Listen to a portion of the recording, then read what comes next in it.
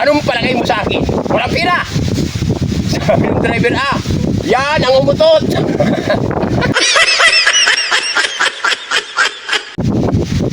Pasukan! Pinapamirinda mo kayo pala. Tayo na kanina, kagod kilay. Ay, kisa mga inang kulangot. Ay, yan. Ayun, para nakakapanlambot naman yung saging na. Ano, buti nga't meron yung ganyan saging. Ay, sa ibang lugar ay tulog talagang sus. Kahapon yata iyan na rin ang pamerienda eh. Ano pa? Para kayo yung kakilala ko doon taga ito sa amin, ano, Usmin niya.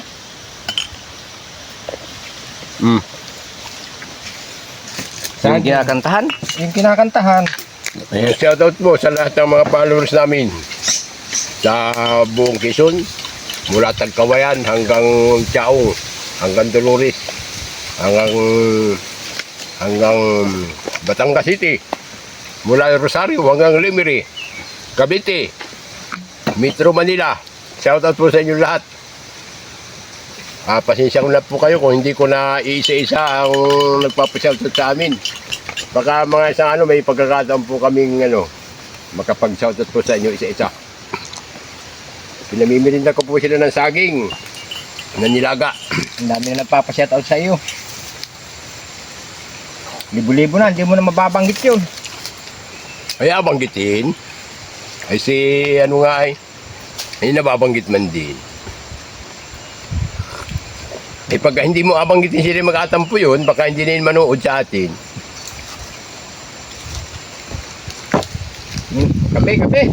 Kape.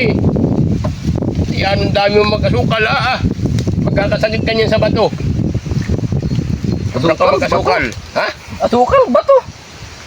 Ayun ang masama. Pagka sobra sa asukal, kakasakit sa bato. Hindi Yung pala yung... maging sobra sa asukal, may asukal, sukling to. Naoperahan man din sa bato. Alam ko sa... Kala ko diabetes.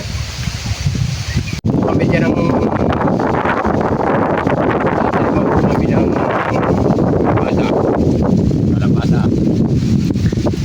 Kalabasa ang palaya. pati ang palaya, tatam na natin yan. Maganda po ang panahon, maganda ng paglilinis. Malamig. Ang mahirap naman po bagay puro spray. Baka gumuho ang lupa. Ay yun ay po yayabuhan sa lupa. Pag umulan ay aagos po ang pinakang niya. Kaya ay gagamasan po namin. Meron pa ritong kalamay. Gagawin natin. Nakuha mo na yung kalamay dito. Kanina pa. Gagawin natin yung kaong pag nagbigas na, pag pwede na. Yan, tiraw yan.